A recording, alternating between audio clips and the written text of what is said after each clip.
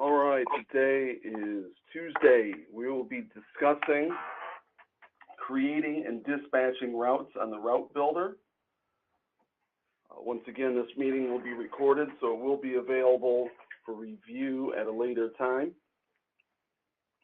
I'll be using our development server and a unnamed company. So we'll go through adding jobs to the route, creating some new routes, moving some jobs around, and adding jobs via the job center to get to the schedule in Route Builder.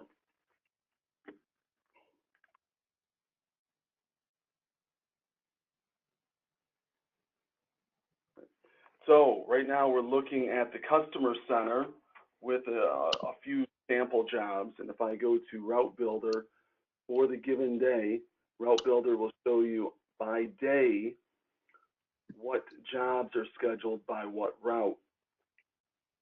Currently, we only have one route that is scheduled, one job on that route. If I wanted to add another route, I can click Add Job to Route, choose my route, and click Add Route Without Job. This is going to add another route that's available. Actually, I'm going to do that again. Come through correctly. There we go. And then if I wanted to move the coals over, I can move the coals over to Route 2 from Route 1 just by dragging it. And then I'm going to add a new job. We'll put the City of Monroe on Route 1. I'm going to uncheck just add route without job. Click Add Job and Route. So I added another route, moved one of the jobs from Route 1 to Route 2, and added a new job to Route 1. These additions and adjustments are very useful after you've created your initial schedule. Usually best for one-time adjustments. If we have a reoccurring job, we would need to use the Schedule Change button to make any adjustments. So this Coles, I'm going to right-click on it, click on Go to Job Center. It's going to now take me to the Coles, and it's going to let me know that this is a reoccurring job on Tuesday, Thursday, and Saturday, and it's going to end November 22nd of this year. If I wanted to move one of these off Route 1 to Route 2 on a permanent move, we would use the schedule change. If we look at View All Service Dates right now, we're going to see that the route for today was originally scheduled on Route 1, and now it's scheduled for Route 2. If I'm going to go back here and say I want to make a permanent change, so I'm going to go to Thursday, and I want to make a permanent change for this job. First, I'm going to get Route 2, add route, let's do that again. There we go. I'm going to click Schedule Change, and then I'm going to drag this over, and now it's going to take a little time to load because it's doing not just today, but all the ones in the future. And then now if I go right-click, go to Job Center, then I'm going to want to refresh my job here. We're going to see that it's no longer on Route 1 on Thursday. It is now on Route 2. So you still have Tuesday and Saturday on Route 1, and now you have Route 2 on Thursday, and it's still reoccurring.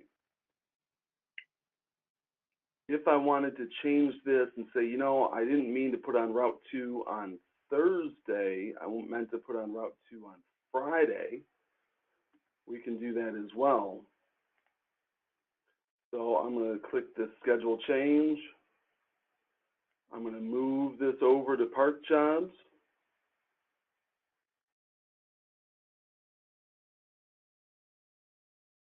I'm going to go to the next day. I'm going to click schedule change, and I'm going to move this over to Route 2 on Friday.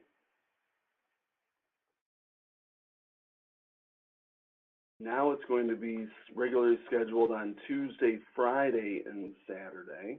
Are we allowed to ask questions? Yes. Because you parked it, it'll stay there for any and all days going forward, is why you can always see it when you change the date? Is that what's going on? Correct. Once you park a job, Eagle Eye assumes that you still are intending to do the work. So it's going to leave it there for you to reschedule that job at some future date.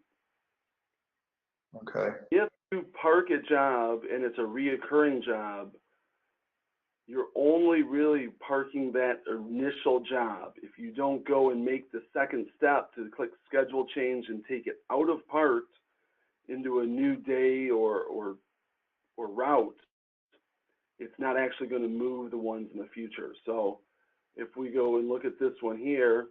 Yeah, it'll already be on the schedule anyway for the next day. All right, so I'm going to come back here and I'm going to click on this Kohl's here. We can see that it's scheduled for Friday and it's no longer on Thursday. But if we wanted to do just one of these moves, and I took this Kohl's and took it back off here and said, you know, we're normally, for the rest of them, we're going to do on Friday, but this one we're going to do on Thursday. And I'm going to put it back to parked, and it's only going to move this one job. I'm going to go previous day, and I'm going to put it back on Thursday. Okay. Then go look at this here, pull up the Kohl's again. We're going to see that it's still reoccurring on Friday. But if we go click on View All Jobs, we're going to see that Friday's job on 8/24 was now moved to Thursday. So we want to know the difference on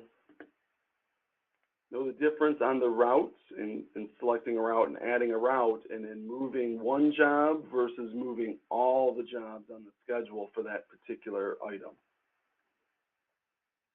So schedule change, if you want to change the actual day going forward every week, and don't check the scheduled day if you just want to move it to a different day because of a visit or whatever might be going on.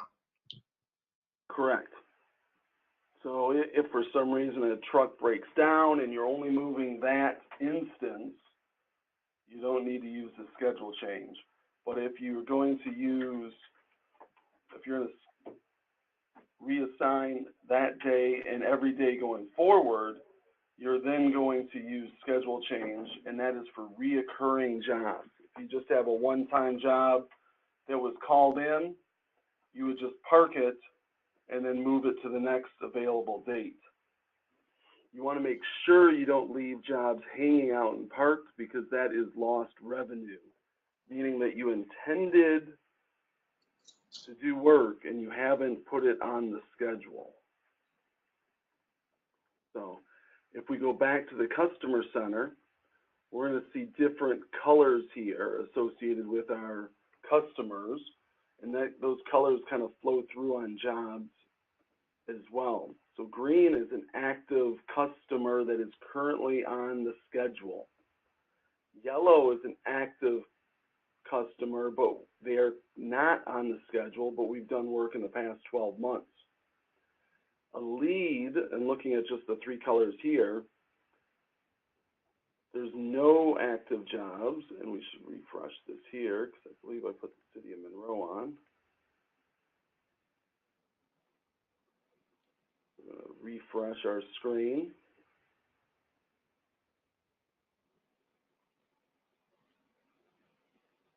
Now the City of Monroe is green after I refreshed my screen here. A lead is someone that has no active, no jobs. So that's just someone that you put in and you're attempting to get work. Okay? If we are going to dispatch a route, you need to have operators selected in here as someone you can dispatch to. So I'm going to make myself a driver so they can have user permissions and they can also drive, or you can have drivers that are listed just to get mobile routes. So I'm going to come back here and I'm going to go to today, which is 8/21. I'm going to send myself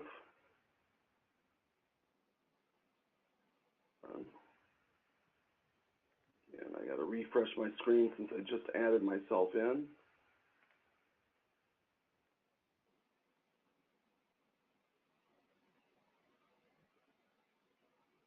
All right.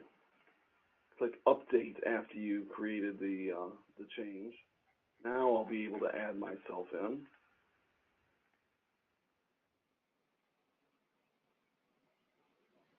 Okay. There we go. So now I'm going to assign the operator. I'm going to right click on any number of the jobs. I'm going to choose a unit that is available. Choose 11. I'm going to say that I want this person to arrive at 8 p.m. I want them to roll the gate at 8:30 p.m. Save edits. And then I'm going to click dispatch.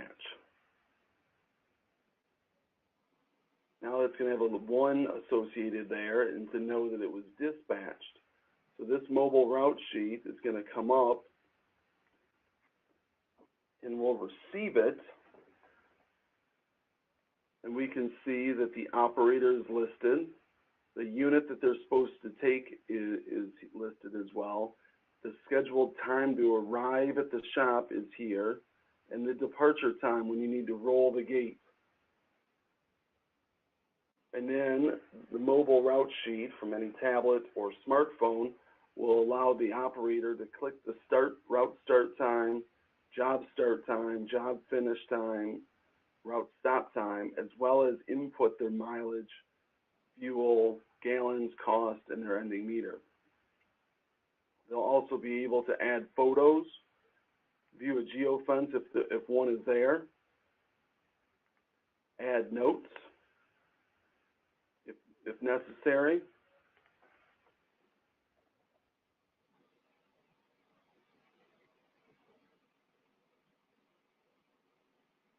They could add route notes.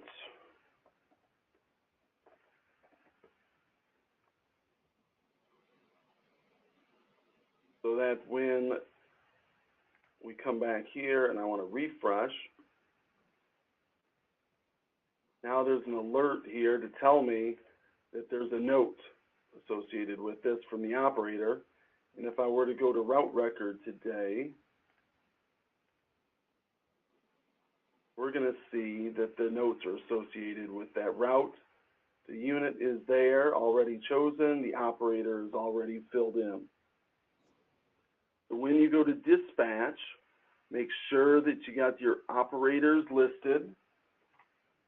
Make sure that you got the correct jobs and the order of the jobs. So I'm going to skip ahead to, I'm going to add a few more jobs here.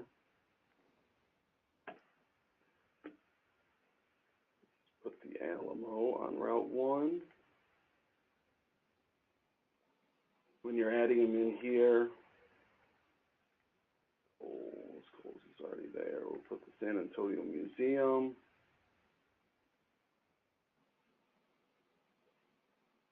At the AT&T Center. Now I need to redispatch because I've sent this out once. I need to redispatch out so that the operator knows that he needs to review his updated route sheet. Also, these will come to, if they've downloaded the 800 app, they'll come to the app and they'll be notified about with their routes there. So now I've got my route sheet that's going to look slightly different. And it's got everything here. And if I go click on the geofence, we can now see the geofence of the different areas. Hey, Bob, another question for you. This is Jim. Yeah. All right, eventually I am going to get rid of my GPS that I'm using now and probably switch to your all's. Yep. This list that we're looking at will be on the smartphone of the driver, and he has to click in or check in and check out as he drives onto the lot. Will the GPS for Eagle Eye do this automatically, or is it going to be just two running systems? The GPS is in and out, and so is this. The GPS is independent of the operator's time. So the operator will do this similar to them just writing it on a sheet of paper. Okay. So this to emulate the fact that they still have to record that they were there, they started, they stopped, they've got to acknowledge if they need to add any notes, they need to put down other items just like they would on their paper route sheet. Independent of that, the GPS will record when the operator was actually on site. This is twofold. One, it allows improved reporting to ensure that if for some reason the GPS didn't report back, you've got your time from the operator. It also puts the operator to be honest about what they're doing. If you have many discrepancies, you might need to look to see what the operator is trying to get away with. So Yeah. if you're only on site for 5 minutes, but they marked down 15, hopefully they were taking a break somewhere. All right, I think you all, ProSuite uses a tablet that you all provide for the driver. I'm not doing that. We're just using their cell phones. If I have any pushback, what kind of data does this program take to have it open on? Minuscule? Yeah, it doesn't take much at all. Because you're only really sending a message back and forth. So it's an insignificant amount of data.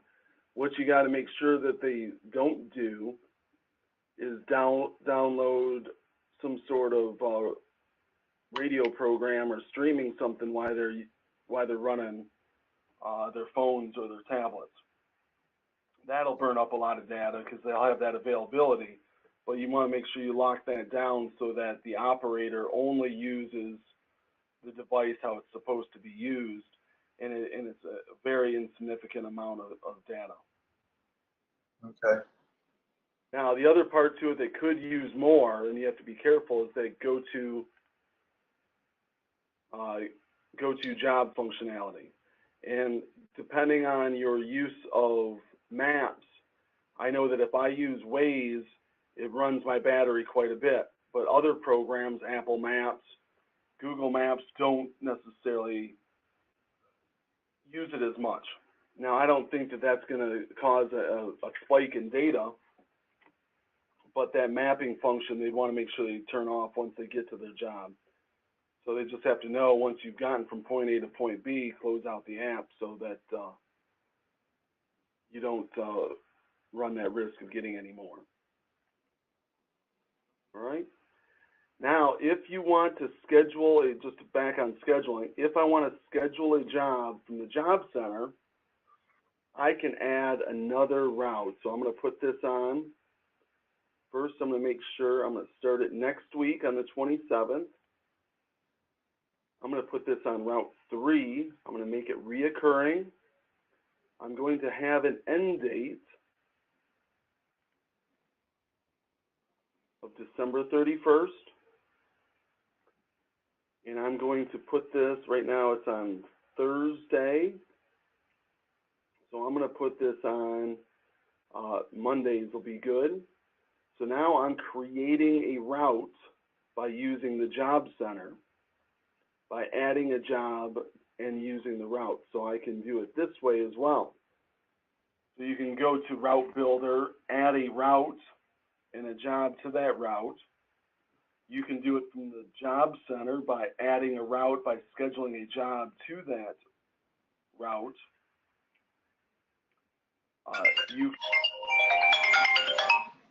You can move a route or a job from one route to another route, and you can do that by just dragging it or using the schedule change. You can also add the route and the job at the same time for a one-time occurrence in Route Builder. So now I've added another route, and if I come to today's work, refresh again for today. Oh, that's right, it's for next week, sorry. I started it next week.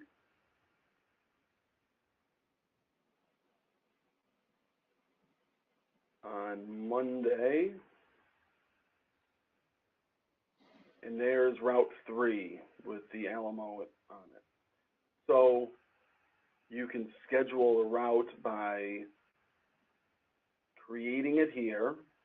I could say, I want to do, we'll put the Best Buy, and we'll put this on Route 2. And I'm going to say add job and route. So I can do it by scheduling a job and a route. Now we've got another route in there. I added a route from the Job Center by scheduling it from the Job Center. I can just add a route by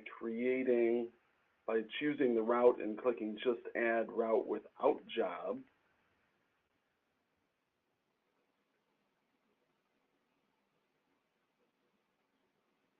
So there's Route 4. So that is the ways of adding routes.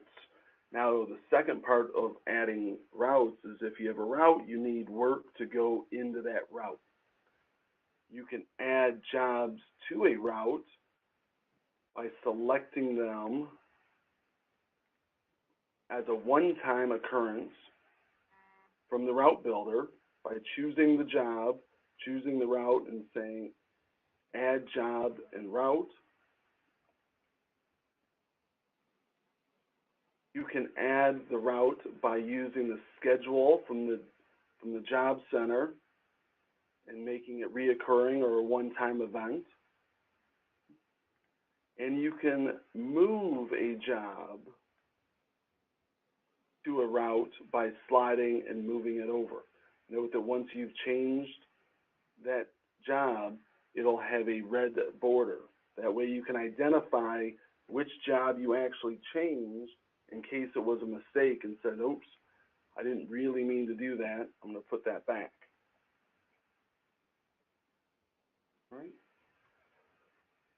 All right, so the topics we were discussing today were dispatching routes in Route Builder, adding routes to the Route Builder, and adding jobs to those. Again, to dispatch, click the operator. Make sure you've assigned a unit to them. Make sure you've assigned a time frame that you would like them to arrive, what time you'd like them to depart. Click Save Edits, exit out of here, and then click Dispatch. Now note, once you dispatch, the mobile routes are only good for 24 hours.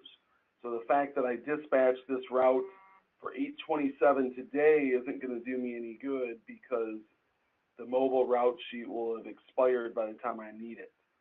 So make sure you know when you're going to dispatch so that the operators can actually access the mobile route sheets. The reason for the expiration is that if you have an employee, you don't want them to have all your customer access at their fingertips at any point in time. They only need to know the routes that they are going to do. All right.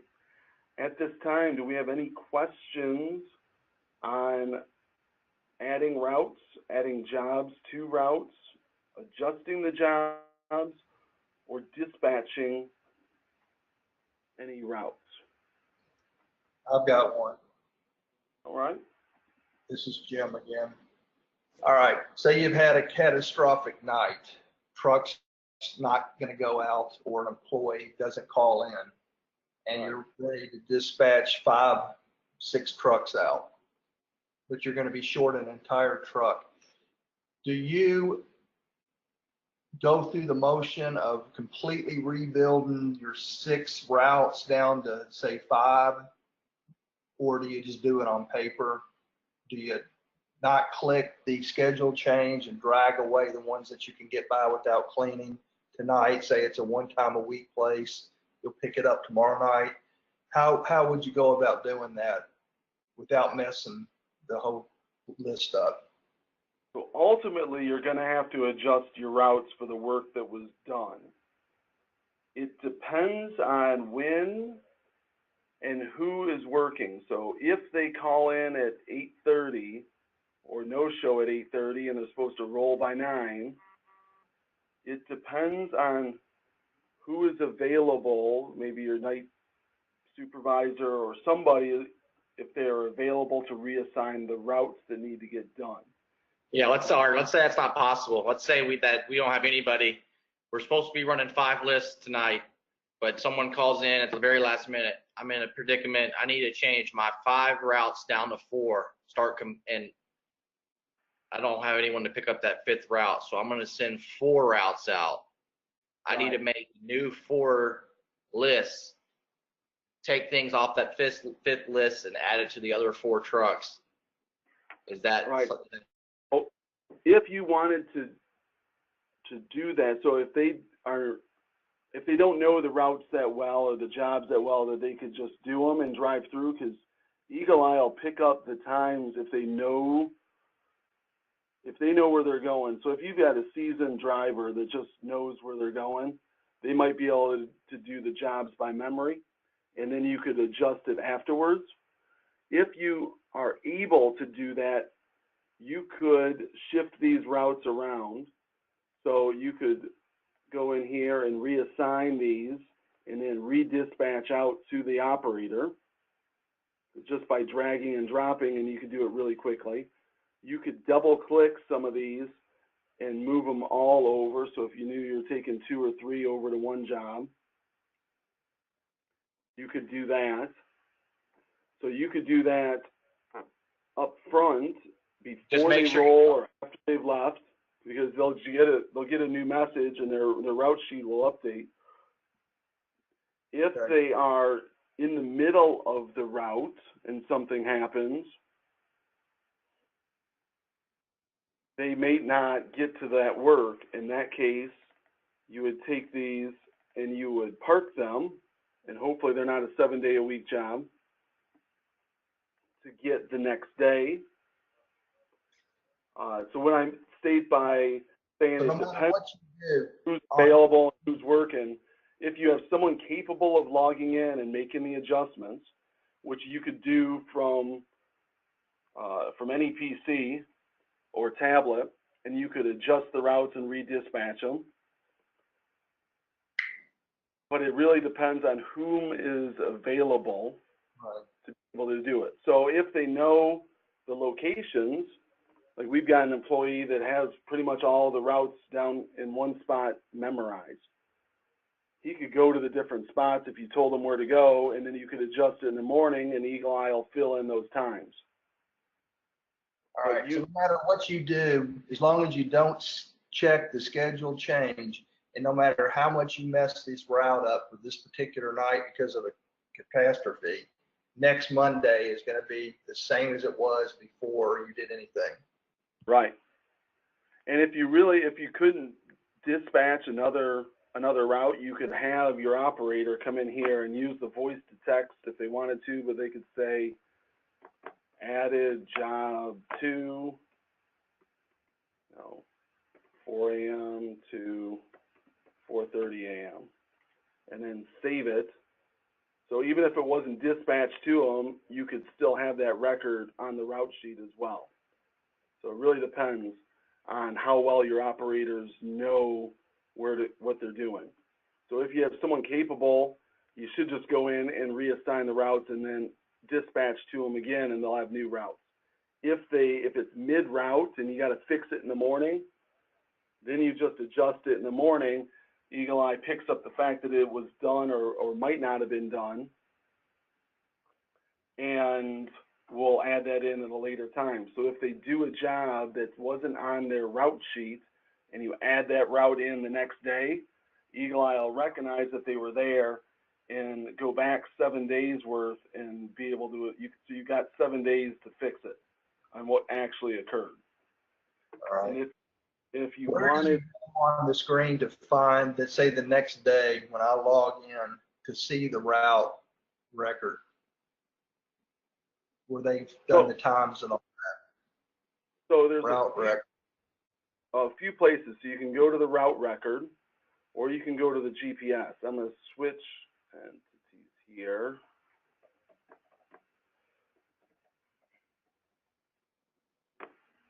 So you can go to see what actually occurred. If you click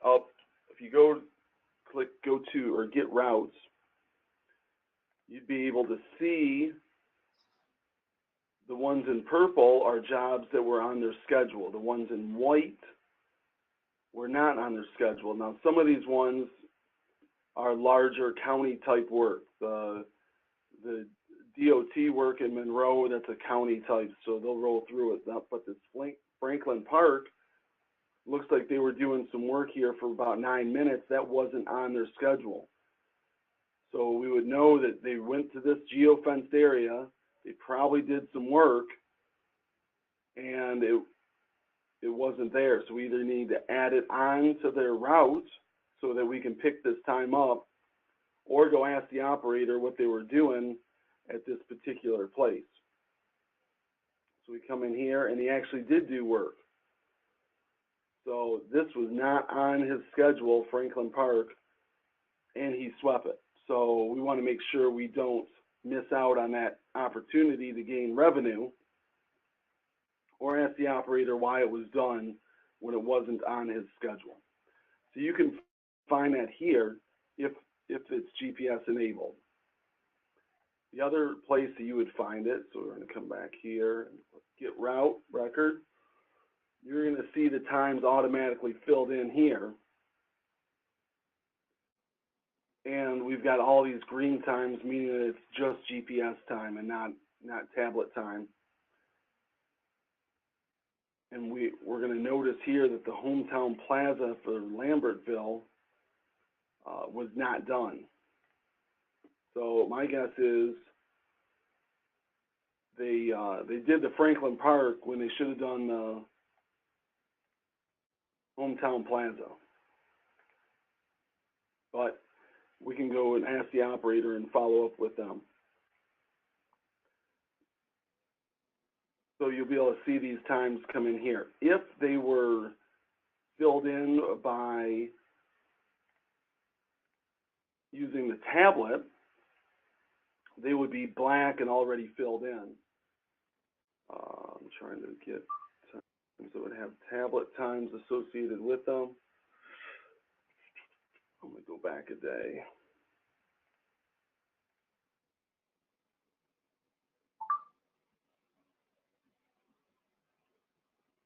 Should have tablet times in here, but maybe it's because I'm on the development server.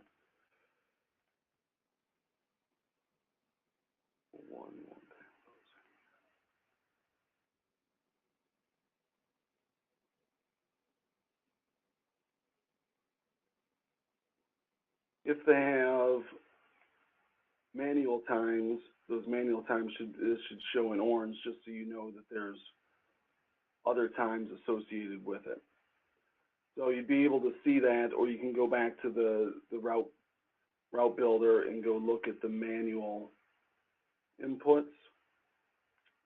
And there won't be anything out there for today yet. Let's go back and look at yesterday.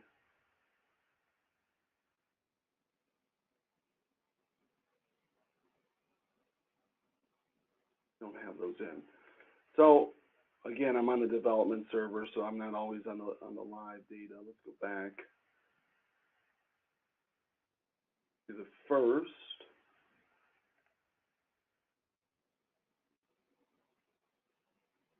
we go.